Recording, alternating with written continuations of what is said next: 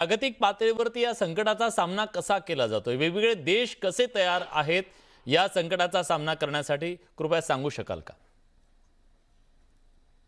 तर कारण ही जस्ट एक रिसेंट डेव्हलपमेंट आहे, तर त्याच्यामुळे बऱ्याचशा देश आहेत त्यांचं जस्ट एक प्लॅनिंग फेजमध्ये आहे. हा. आणि मला वाटतं की आपण जगभराचं कंपॅरिझन भारताशी न केलेलं बरं, कारण भारताचं जे ओव्हरऑल डायनामिक आहे. हम्म. कारण हा आपल्याकडे जो मान्सून असतो तो 75 ते 80% पाऊस आपल्याला वर्षाचा 4 महिन्यात मिळतो. मग आपण काय कॉमन करायला हवं? प्लॅनिंग काय करायला हवं या सगळ्या काळामध्ये आपण? दोन गोष्टी महत्वाच्या आहेत. सगळ्यात पहिले तर हे आहे की सोईंग प्रॉपर झालं पाहिजे. हा. आणि हे असं आहे आपल्याला की मे बी एकच चान्स मिळेल की जेव्हा प्रॉपर सोईंग करता येईल. नेहमी आपण पाहतो की पाऊस येतो, थोडासा कमी असतो, पुन्हा येतो, पण आपण आतापर्यंत पाहिलं की मान्सून थांबलेला आहे. 20 जून नंतर इंडिकेशन आहे की मान्सून रिवाईव्ह होईल. माझं शेतकऱ्यांना हे म्हणणं आहे की तुम्ही यावेळेला जे काही अधिकृत हवामानाचे अंदाज येत आहे, प्रामुख्याने मुख्यमंत्र्यांच्या कार्यालयांकडून, त्याच्याकडे लक्ष ठेवून तुम्ही शेतीचं नियोजन करा. हा. जर संधी चुकली, होऊ शकतं पुन्हा यावेळेला चान्स मिळणार नाही. घाबरायची गरज नाहीये. माणसांना जसा आजार होतो, आपण डॉक्टरकडे जातो, ट्रीटमेंट असते, तसंच हवामानाचे अंदाज असतात. दुसरा मग मुद्दा हा येतो की पाण्याचं नियोजन कसं करावं. तर तिथे पण दोन गोष्टी झालेल्या आहे की सर्वात जास्ती प्रेसिंग इश्यू सध्या हा मुंबईसाठी आहे, कारण मुंबईमध्ये फक्त 12% पाणी साठा हा शुल्लक आहे. हो. तर त्या केसमध्ये मग वॉटर कन्झर्वेशन झालं, आणि मग जे प्रायोरिटी प्रमाणे करणं असतं की मग तुम्हाला स्विमिंग पूल्स बंद करा, मग गाड्यांच्या हे धुणं जे आहे ते बंद करा, ते सगळं करावं लागतं. तर मला वाटतं सर्वात मोठा मुद्दा सध्या शेतीचा आहे. शेतकऱ्यांचं बरं होणं खूप जरुरी आहे. आणि वॉटर कन्झर्वेशनचं जे आहे ते गव्हर्नमेंट लेवलला प्रॉपर प्लॅनिंग जे आहे ते ऑलरेडी सुरू आहे त्याबद्दल. नक्कीच. आणि मला वाटतं की आजपासून म्हणजे मुंबई महानगरपालिका असेल, वेगवेगळ्या महापालिका असतील, पहिल्यांदा ज्या बेसिक बेसिक गोष्टींसाठी आपण प्रचंड पाण्याचा अपव्यय करतो, उदाहरणार्थ गाड्या धुण्यासाठी. म्हणजे गाड्या नाही धुतल्या समजा आपण काही दिवस, तर म्हणजे फार काही आभाळ कोसळेल असं नाही आहे. तर त्यानंतर जिथं जिथं पाण्याचा अपव्यय होतो, म्हणजे सोसायट्या धुवून काढणं वगैरे, हा जो प्रकार आहे तो पुढच्या काळामध्ये थोडा थांबवला पाहिजे. स्विमिंग पुलांसाठी खूप मोठ्या प्रमाणात पाणी जिथं जिथं जिथं बचत करावी लागेल. उदय सर, ही आता वेळ आलेली आहे आपल्याला प्रत्येक थेंबाचं नियोजन करण्याची.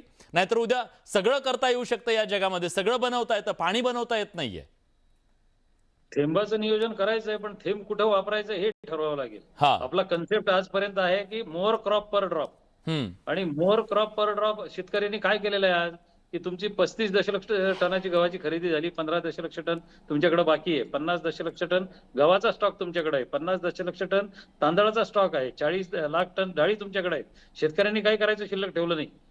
इतर समाजाने, शहरी लोकांनी आणि राजकीय व्यवस्थेने हे लक्षात घ्यावं, नियोजनकारांनी, की मोर क्रॉप पर ड्रॉपनी शेतकऱ्यांचा फारसा फायदा झाला नाही. ते समाजाचं नेतृत्व करू शकतात. तुम्ही प्लॅनिंगचा मोड हा मोर एम्प्लॉयमेंट पर ड्रॉप असा ठेवा. हा. जी एम्प्लॉयमेंट खेड्यात निर्माण करू शकतात अशी सगळी पिकं ही ग्रीन वॉटर क्रॉप्स आहेत. ते तेलबी आहेत, त्या डाळी आहेत, त्यांच्याविषयीची तुमची कॉमर्स मिनिस्ट्रीची धोरणं, एक्झिम पॉलिसी, आयात निर्यात धोरण हे सकारात्मक ठेवा. याही परिस्थितीत शेतकरी देशाला या संकटातून दिलया बाहेर काढेल. पण दीर्घकालीन प्लॅनिंग तुम्हाला करावं लागेल. आजचं एल निनोचं संकट हे युद्धाच्या पार्श्वभूमीवर आलेलं आहे. इतर देश हैराण आहेत. नाही, हे युद्धच आहे, एक महागाई प्रकारचं वाढलेली. हे युद्धच आहे शेतकऱ्यांसाठीचं, असं म्हटलं तरी वावगं ठरणार नाही. पण शेतकऱ्यांच्या पराक्रमाने तुम्हाला कम्फर्टेबल ठेवलेलं आहे अन्न हो. सुरक्षेच्या आघाडीवर. ही गोष्ट अधोरेखित करायला पाहिजे, आपण लक्षात ठेवायला पाहिजे. अगदी. नेरकर सर, शेवटची काही मिनिटं आहेत. खरं तर महाराष्ट्रानं आपण बघितलं गेल्या वर्षी इतका तुफान अतिवृष्टी झाली, शेतं वाहून गेली. त्या वर्षातून सावरत असताना शेतकरी आज पुन्हा दुष्काळाच्या उंबरठ्यावर उभा आहे. एकानंतर एक संकट आणि एक्स्ट्रीम ही जी संकट आहेत, अशा परिस्थितीमध्ये आता आपल्या शेतीनं कसं तयार राहायला हवं, इथल्या विद्यापीठाने कसं तयार राहायला हवं, इथल्या व्यवस्थेने कसं तयार राहायला हवं?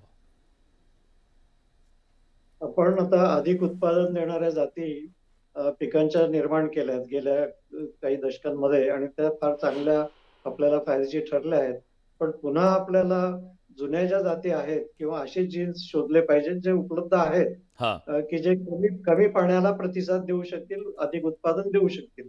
अर्थात त्या अधिक उत्पादनाला सुद्धा लिमिट आहेच.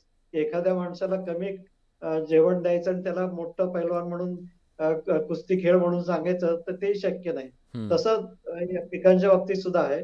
पण आपल्याला आता पहिलं म्हणजे महाराष्ट्रामध्ये कॅश क्रॉपचं सुद्धा अर्थकारणामध्ये फार महत्व आहे. होय. आणि ते आपण एकदमच आपल्याला बंद करता येणार नाहीत. आता इरिगेशन मध्ये 50 ते 60% हे ग्राउंड वॉटर भूगर्भातलं पाणी ते वापरलं जातं.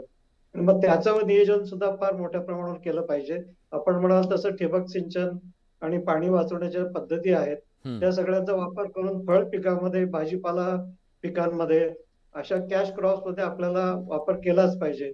आणि ऊसाचं मी मगाशी म्हणालो की अडसाली आणि पूर्वहंगामी न लावता खोडवा महत्वाचा, आता खोडव्या पिकावर ऊसाच्या लक्ष दिलं पाहिजे.